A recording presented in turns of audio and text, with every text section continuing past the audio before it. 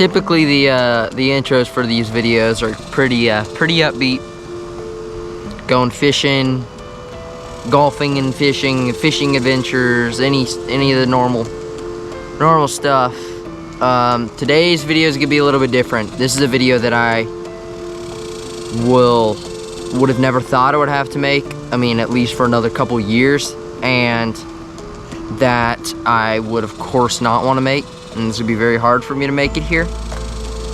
I just came out to the new backyard bass ponds. If y'all don't know, I have 2 backyard bass ponds in my backyard, and I stocked them with bass that I caught about 3.5 years ago.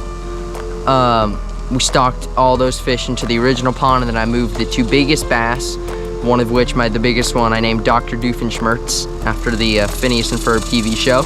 And we moved them into the new bigger pond that we built more recently, about 1.5 years ago. And they've been thriving. I haven't made too many videos out here this summer, but the fish have just been thriving, getting so big, so fat, so beautiful.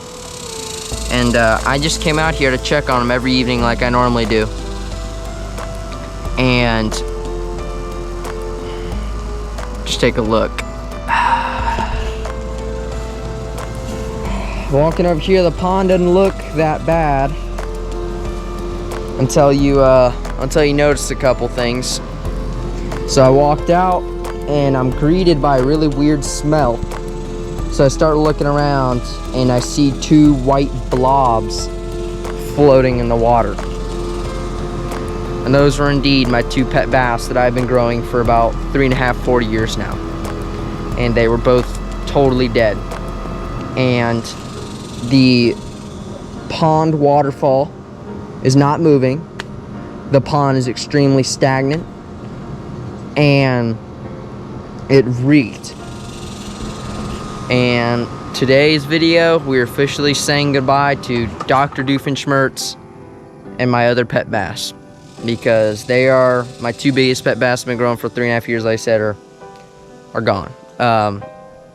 I'm devastated, and I know a lot of people probably wouldn't think much about losing 2 fish like this, but you guys, I mean, I know some of you guys probably do understand, but like the amount of work I put in on building this pond from the pond guy, I mean, I'll have that video link below. I spent literally weeks of my time.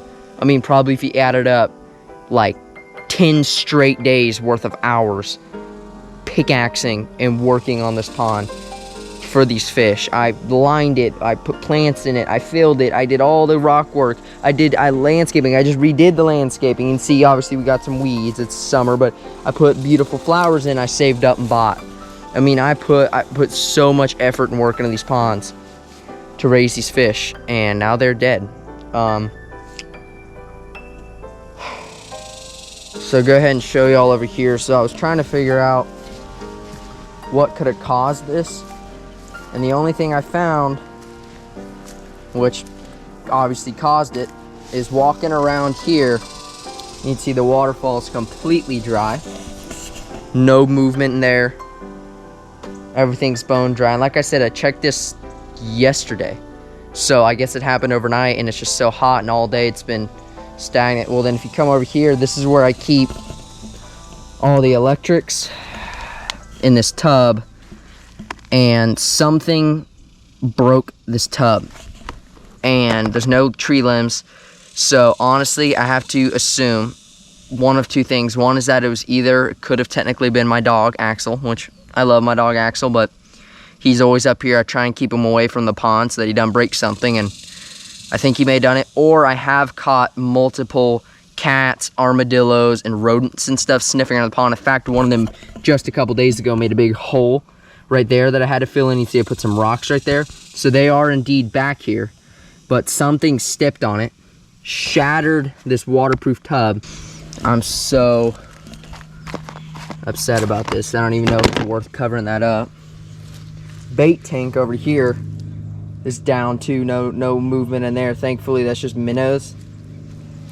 So there, all the minnows and stuff lived in the ponds, and there aren't any bluegill in this pond anymore because they grew like max size. I mean, these bluegill were huge, bigger than my hand.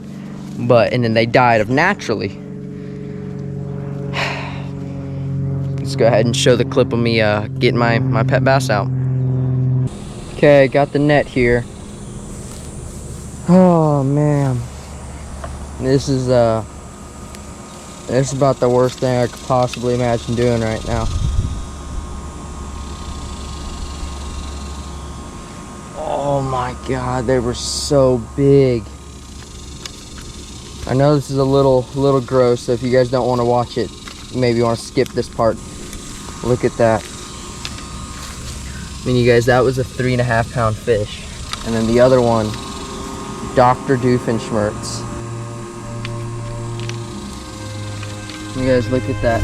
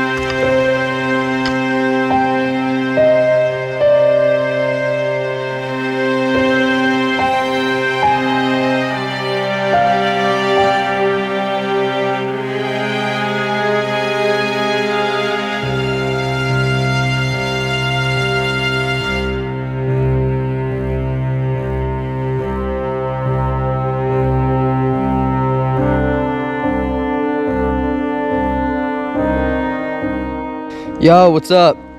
Tell me it's a joke. It is not a joke. It's official. No, wait. No. I know. It's a tragedy.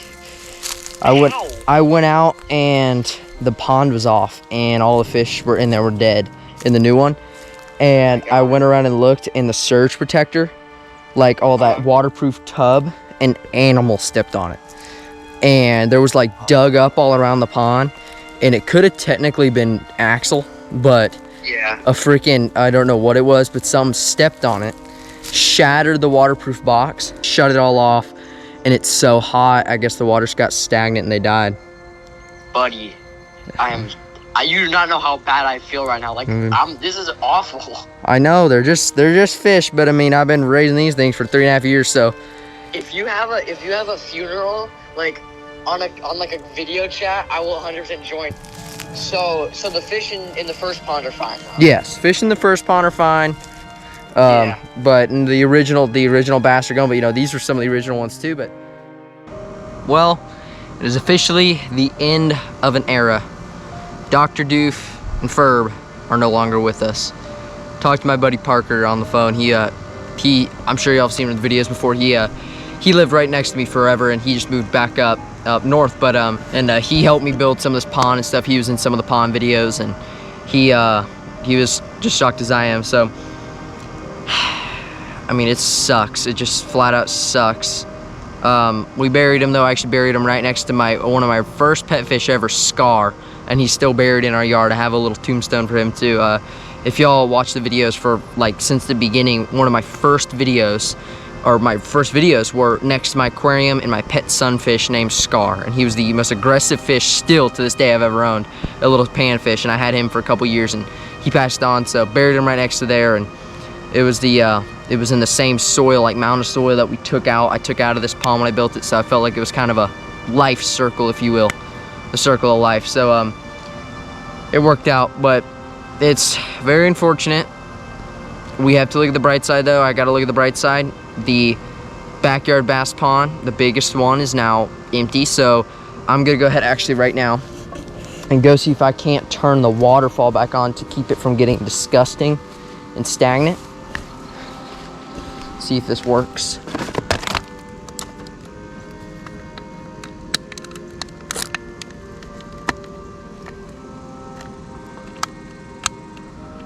Oh, so the surge tripped too. That makes a little more sense. I think our surge protector tripped. Or the breaker, whatever. Yeah.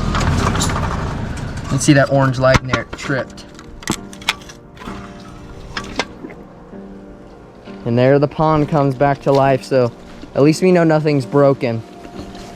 Just somehow something got whacked up in the pond, and there goes the waterfall again. So the pond's not broken. I mean, I knew it's, you know, it's the pond guy stuff. It's super high quality pond stuff. I figured something happened. There's nothing to blame on the equipment. It does exactly what it's supposed to, and they're designed to, you know, shut off surge protector stuff when something goes awry, and something very clearly went awry. We haven't had any rain, so I don't know if water couldn't have tripped it, but it's unfortunate. But like I said, we got to look at the bright side, and now I'm gonna go ahead and clean out the backyard bass pond over the next couple days, get it super clean, because it's been clear water, but it's been a little bit of muck on the bottom stuff, and we're gonna have an empty pond to stock. So drop a comment down below what you guys want to see stocked in this pond. I definitely want to put probably bass in it again, because that's my favorite fish. But I do, now that it's empty, want to start with two things. One, I would like to do some different species too, but I also want to do a lot smaller fish so that they have a lot more time to grow in here, because those bass too were getting a little big for this pond probably. I was already talking to my dad about what I was gonna do, because he's been nice enough to let me build like 7 ponds around my yard. Definitely not gonna be building another one anytime soon. But well, I guess that's gonna wrap it up. I normally go, you know, thank y'all for watching. Hope you enjoyed the video. I do want to say thank y'all for watching. I know it's a little bit of a different, kind of weird, sad video, but I've been documenting everything about these backyard bass ponds, and I just had to pick up a camera and let y'all know what's going on, why you're not going to see any more videos but this one. I do want to let you know the other backyard bass pond's totally good running. All the fish are doing great, perfect. So still got all those fish, they're doing great. But I'll see you on the next fishing adventure. The next video will be a fishing adventure, I promise. And thank y'all so much for watching. Until the next time, peace out.